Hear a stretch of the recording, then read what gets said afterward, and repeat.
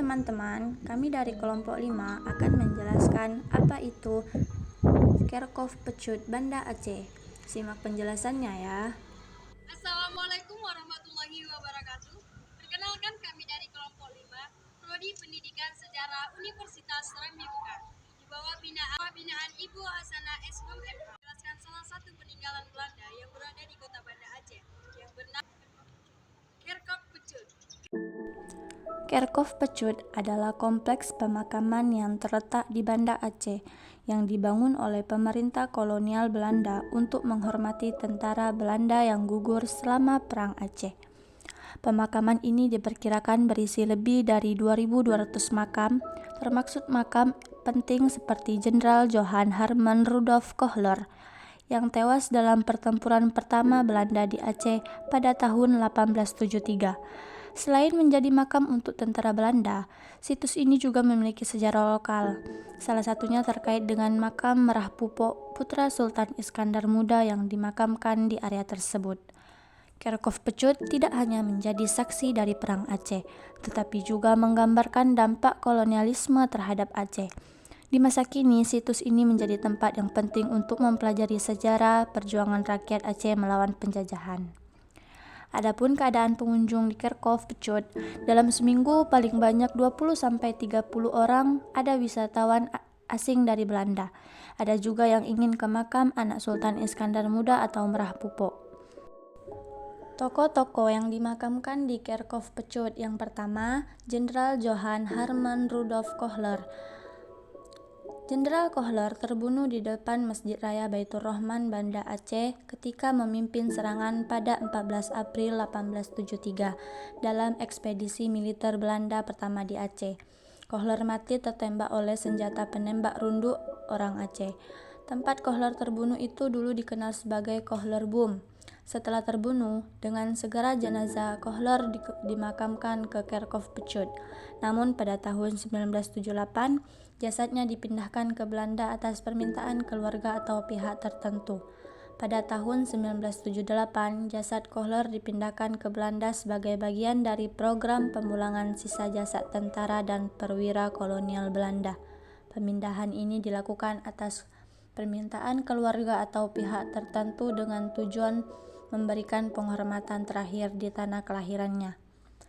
Yang kedua, Jenderal J.L.J. Hapel adalah salah satu tokoh yang dimakamkan di Kerkhoff Pecut, Banda Aceh. Pel merupakan gubernur militer Aceh yang memegang peran strategis dalam upaya Belanda menaklukkan perlawanan rakyat Aceh. Namun, ia meninggal pada tahun 1876 akibat luka yang diderita dalam konflik. Jenderal Pel termasuk dalam jajaran pimpinan tinggi kolonial yang mengalami nasib tragis selama Perang Aceh. Perang panjang yang dikenal dengan perlawanan gigih rakyat Aceh terhadap penjajahan Belanda. Makamnya merupakan salah satu dari sekian banyak makam tokoh penting Belanda yang ada di kompleks Kerkhoff Pecut, yang dijadikan tempat persemaian bagi korban dari pihak kolonial selama periode konflik ini. Kompleks ini juga mencerminkan betapa beratnya perjuangan kolonial Belanda dalam menghadapi perlawanan dari penduduk lokal Aceh, di mana banyak tokoh militer tinggi gugur dalam tugas.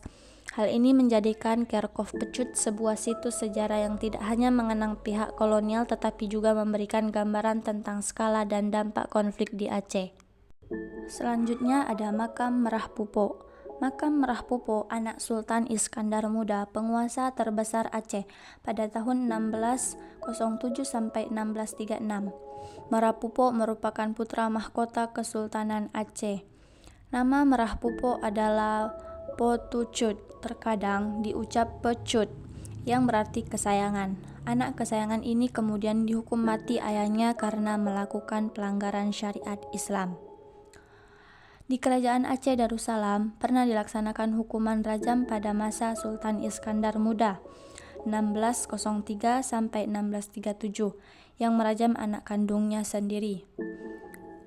Merah Pupok hingga meninggal dunia karena berzina dengan salah satu seorang istri bangsawan di lingkungan istana. Bentuk-bentuk nisan di Kerkhoff Pecut, ada nisan berbentuk salib.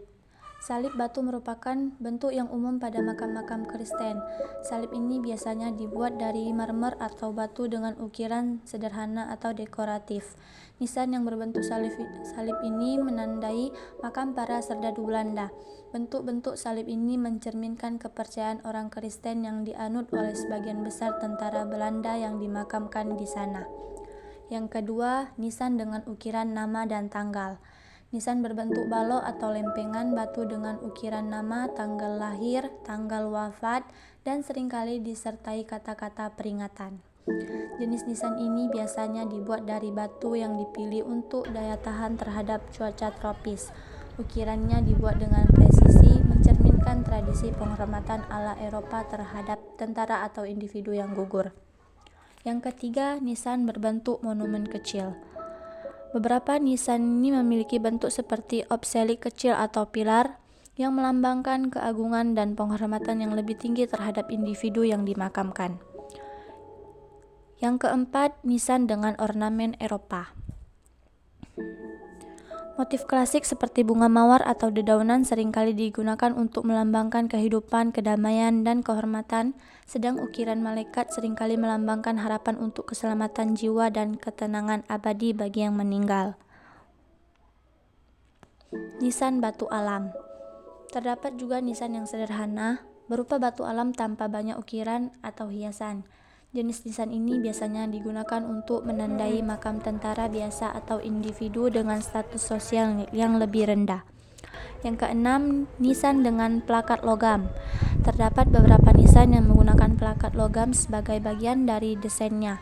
Plakat ini biasanya dipasang di atas batu nisan dan berisi informasi penting mengenai almarhum seperti nama lengkap, pangkat militer, tanggal lahir, dan tanggal wafat. Saat ini, Kerkhof Pecut tidak hanya berfungsi sebagai tempat peristirahatan terakhir bagi yang telah gugur, tetapi juga menjadi lokasi pembelajaran sejarah yang menggambarkan interaksi antara budaya lokal Aceh dan pengaruh kolonial Belanda. Dengan pengunjung yang beragam, termasuk wisatawan asing, situs ini menjadi saksi bisu dinamika sejarah panjang Aceh dan perjuangannya melawan kolonialisme. Sebagai warga Aceh, sangat penting bagi kita untuk memahami dan mengenali sejarah perjuangan Kerajaan Kesultanan Nanggroe Aceh Darussalam, salah satu kerajaan besar yang memiliki pengaruh signifikan dalam sejarah Indonesia, terutama dalam perjuangan melawan penjajah.